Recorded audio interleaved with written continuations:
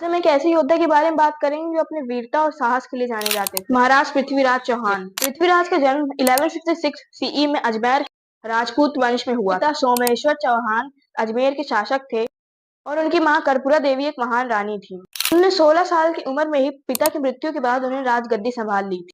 उन्होंने अपने शत्रुओं पर विजय पाकर अपने राज्य को मजबूत किया। तो सबसे बड़ा दुश्मन था मोहम्मद गोरी। मोहम्मद गोरी ने भारत पर कई बार अटैक करने की कोशिश की, लेकिन पृथ्वीराज चौहान ने उसे कई बार हराया। सबसे प्रसिद्ध युद्ध था तारेन का पहला युद्ध 1191, जिसमें पृथ्वीराज चौहान ने मोहम्मद गोरी को ऐसी धूल चटाई कि वो मैदान छोड़कर भाग गया।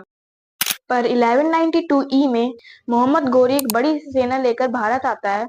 इस बार वो एक नई तरीके की युद्ध नीति अपनाता है, जिसमें वो रात में आक्रमण करता है, जिससे पृथ्वीराज चौहान को बहुत नुकसान होता है और पृथ्वीराज चौहान हार भी जाते हैं। उन्हें बंदी बनाकर गजनी ले जाया जाता है, जो आज के टाइम में हम अफगानिस्तान कहते हैं।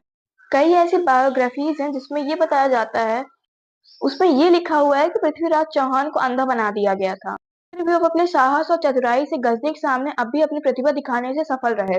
उनके जो मित्र और कवि थे चांद बरदई, उन्होंने उन्हें ऐसी विद्या सिखा रखी थी जिससे वो बिना देखे निशाना लगा सकते थे। लेकिन मोहम्मद गोरी ने पृथ्वीराज चौहान की तलवारबाजी पे उंगली उठाई और मजाक उड़ाया और उन्हें तीर चलाने को कहा।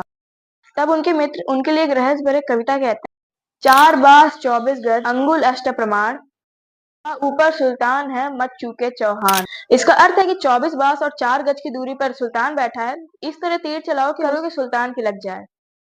और उन्होंने ऐसा तीर चलाया कि सीधे गोरी पे लगा। अब कुछ लोग कहते हैं कि ये सिर्फ कहानियां हैं, लेकिन अब इसका सच क्या है ये तो कोई नहीं जानता। लेकिन पृथ्वीराज चौहान ने अपने भारत के लिए बहुत कुछ किया है। उन्होंने राजपूत शौर्य और स्वाभिमान का आदर्श स्थापित किया, जो आज भी हमारे लिए एक प्रेरणा का स्रोत है। वे अपनी संस्कृति और धर्म की रक्षा के लिए अंत तक